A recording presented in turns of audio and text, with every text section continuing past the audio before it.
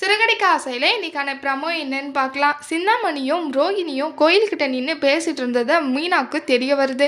அதை பார்த்ததுனால ரொம்பவே கோவத்தில் இருக்காங்க. எப்படியாவது இதை சரி பண்ணணும்னு நினச்சிட்டு முத்துக்கிட்ட போயிட்டு சொல்கிறாங்க, என் அம்மாவோட பூக்கடையை எடுக்க வச்சது ரோகிணியும் சிந்தாமணியும் தாங்க அப்படின்னு சொல்லிட்டு முத்துக்கிட்ட போயிட்டு சொல்கிறாங்க.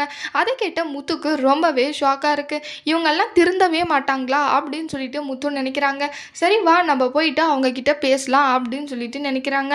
அப்போ போயிட்டு ரோகிணி கிட்ட முத்து கேட்குறாங்க, ஏன் பார்லரம்மா உனக்கு இந்த மாதிரி கேவலமான புத்தி அப்படின்னு சொல்லிட்டு சொல்கிறாங்க. ஏன் முத்து இங்கே பாரு, உனக்கு எதுக்கு என்ன இந்த மாதிரி எல்லாம் பேசுகிறீங்க? உங்களை வேறு வேலை இல்லையா? என்னை ஏதாவது சும்மா நோண்டிகிட்டே இருக்கணும்னு நினச்சிட்டு இருக்கீங்களா அப்படின்னு சொல்லிட்டு ரோகிணி சொல்கிறாங்க.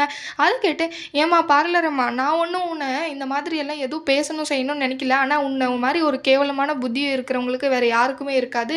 இங்கே பாரு, இது நீ தானே பண்ணியிருக்க. எதுக்காக மீனாவோட அம்மா கடையை எடுக்கிறதுக்கு இப்படி பிளான் போட்டிருக்க அப்படின்னு சொல்லிட்டு வீடியோவை காமிக்கிறாங்க.